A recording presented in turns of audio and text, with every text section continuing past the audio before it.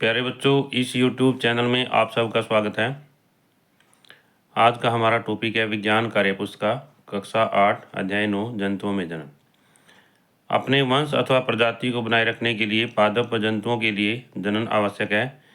सभी जीव अपने समान जीवों की उत्पत्ति करते हैं। माता पिता से संतति का जनन कहलाता है। यह प्रक्रम प्रत्येक जीव की उत्तरजीविता के लिए आवश्यक है। जीवों में जनन का विशेष महत्व है, क्योंकि यह एक ऐसे जीवों में पीढ़ी दर पीढ़ी निरंतरता बनाए रखना सुनिश्चित करता है। आओ अब जानें कि जंतु किस प्रकार जनन करते हैं। इसमें सबसे पहली गतिविधि है, तुम अपने परिवेश में पाए जाने वाले कुछ जीव जंतुओं के माता पिता व बच्चों के चित्रों को नीचे ध्यान से देखो। वह समूह में इन पर चर्चा करो, उनके आवास, रंग, आकार, शारीरिक संरचना आदि पर। प्यारे बच्चों, इसमें यहाँ पर ये चित्र दिखाए गए हैं।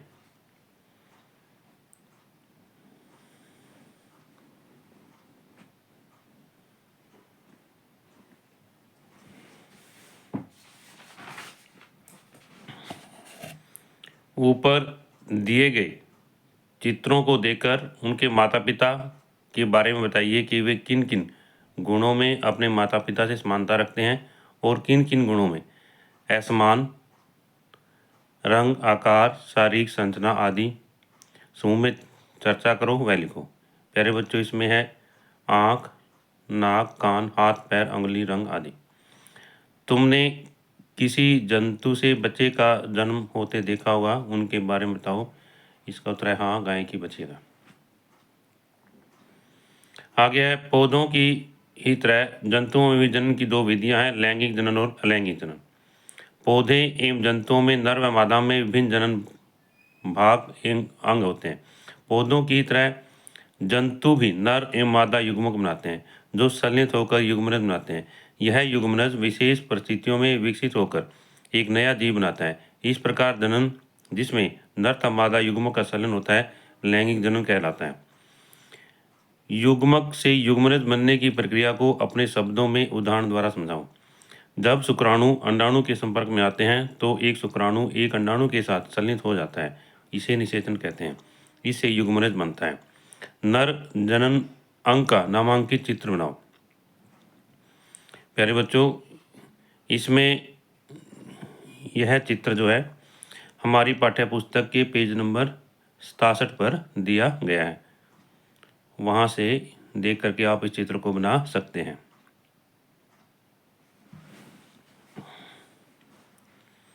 आगे है, शुक्राणु का निर्माण किस भाग में होता है? वृषण में।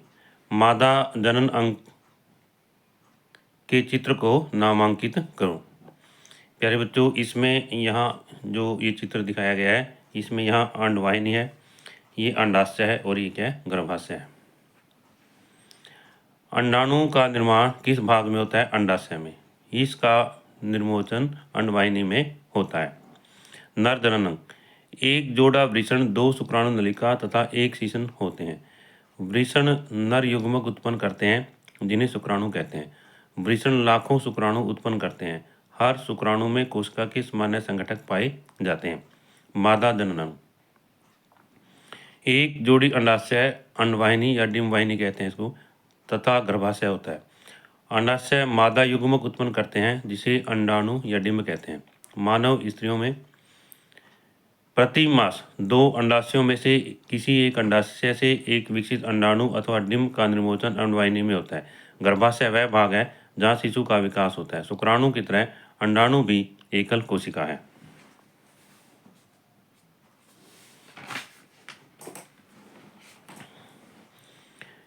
नीचे दिए गए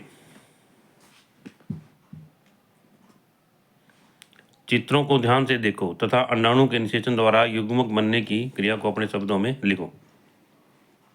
इसमें प्यारे बच्चों, सबसे पहले ये शुक्राणु दिखाया गया है यहाँ पर, और उसके बाद में क्या है? ये अंडाणु है, यहाँ पर दिखाया गया है। इसमें यहाँ पर इसका केंद्रक होता है और शुक्राणु है, ये इसकी पूंछ होती है, ये मध्य भाग है, ये इसका सिर होता है। इसके बाद में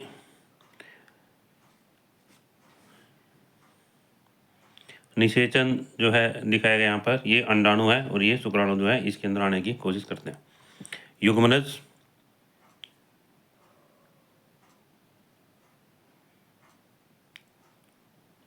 दिखाया गया प्यारे बच्चों।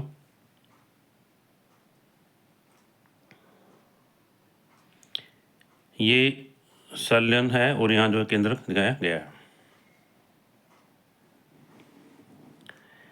जनन का पहला भाग शुक्राणु और अंडाणु का,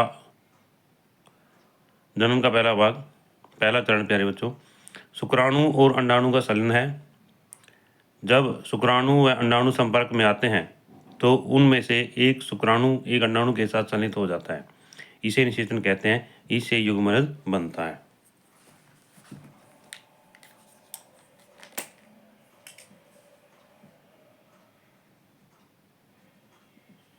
शुक्राणु एक अंडाणु के साथ संलित हो जाता है, इसे निषेचन कहते हैं। इससे युग्मनज बनता है। चित्र में शुक्राणु को देखो। शुक्राणु यदि भी बहुत सूक्ष्म होते हैं, पर प्रत्येक में एक सिर, एक मध्य भाग एवं एक पूंछ होती है। विभिन्न जंतुओं में अंडे का आकार लगभग अलग अलग होता है। अंडाणु अति सूक्ष्म हो सकते हैं, जैसे कि मनुष्य में, अथवा बहुत बड़े भी होते हैं, जैसे कि मुर्गी के अंडे। शुतुरमुर्ग का अंडा सबसे विशाल होता है। आगे इसमें है, वह निषेचन जो मादा के शरीर के अंदर होता है उसे प्यारे बच्चों हम आंतरिक निषेचन कहते हैं, जैसे मनुष्य, गाय आदि। वह निषेचन जिससे नर एवं मादा युग्मक का संलयन मादा के शरीर से बाहर होता है उसे क्या कहते हैं? बाह्य निषेचन, जैसे मछली, मेंढक आदि में। नीचे दिए गए जीव जंतुओं को उनमें होने वाले निषेचन के आधार पर छांटो। मनुष्य, मेंढक, स्टारफिश, कुत्ता, बिल्ली, बंदर, मुर्गी, कबूतर, चिड़िया, मछली, भेड़, बकरी, भैंस, गाय आदि। इनमें से आंतरिक निषेचन होता है मनुष्य, कुत्ता, बिल्ली, बंदर, मुर्गी, कबूतर, चिड़िया, भेड़, बकरी, भैंस, गाय आदि। इसमें है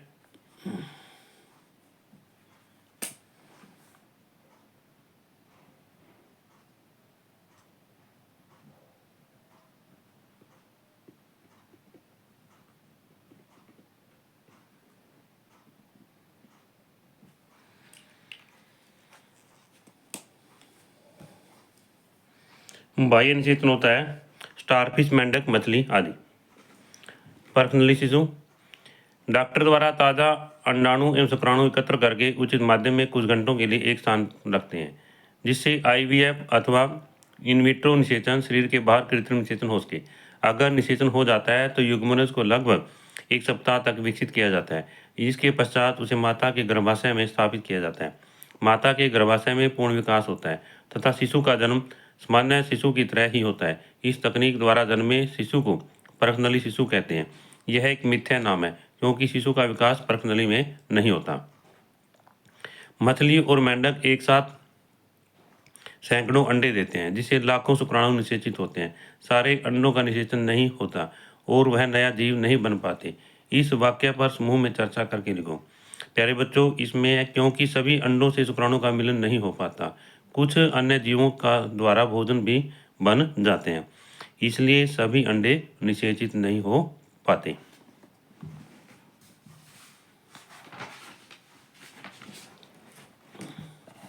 आगे इसमें है, नीचे दिए गए नामांकित चित्रों को समूह में चर्चा करो। प्यारे बच्चों, इसमें ये चित्र दिखाए गए हैं और इसमें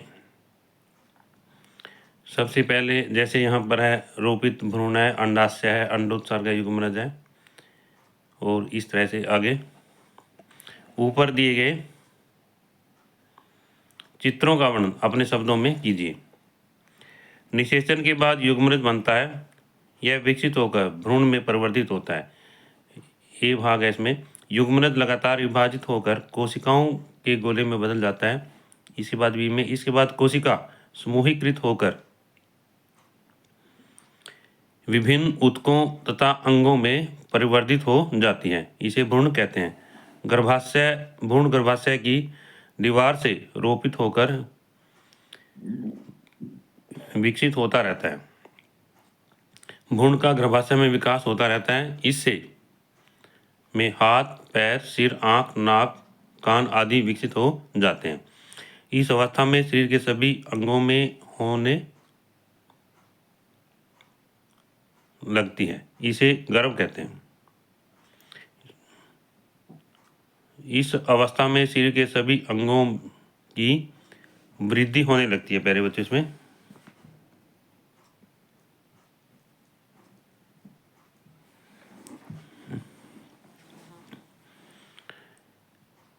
इसे गर्भ कहते हैं। गर्भ का विकास पूरा हो जाने पर माँ नवजात शिशु को जन्म देती है। इससे आगे है वह जंतु जो सीधे ही शिशु को जन्म देते हैं जरायुज कहलाते हैं। मनुष्य, गाय, भैंस आदि वे जंतु जो अंडे देते हैं अंड प्रजक या जंतु कहलाते हैं। आगे इसमें है नीचे दिए गए जीव जंतुओं को जरायुज व अंड प्रजक के आधार पर छांटो और लिखो। मनुष्य, गाय, कुत्ते, मुर्गी, छिपकली, तितली, कछुआ, बत्तख, मगर, भैंस, बकरी, सांप, मेंढक, मछली, भेड़, भालू, शेर, बंदर और जिराफ। इसमें जरायुज हैं मनुष्य, गाय, कुत्ते, भैंस, बकरी, भेड़, भालू, शेर, बंदर और जिराफ। अंडप्रजक हैं मुर्गी, छिपकली, तितली, मगर, सांप, मेंढक और मछली। इससे आगे है मेंढक के जीवन चक्र का वर्णन करो। इसमें प्यारे बच्चों यहाँ पर मेंढक का जीवन चक्र दिखाया गया है। इसमें यहाँ पर ये अंडे हैं प्यारे बच्चों, इसके बाद ये आरंभी टैडपोल है, इसके बाद में बाद का टैडपोल है और इसके बाद में वयस्क मेंढक जो है बन जाता है। अलैंगिक जनन। इस प्रकार के जनन में जिसमें केवल एक ही जनक नए जीव को जन्म देता है उसे अलैंगिक जनन कहते हैं, जैसे हाइड्रा, अमीबा और ईस्ट। इससे आगे है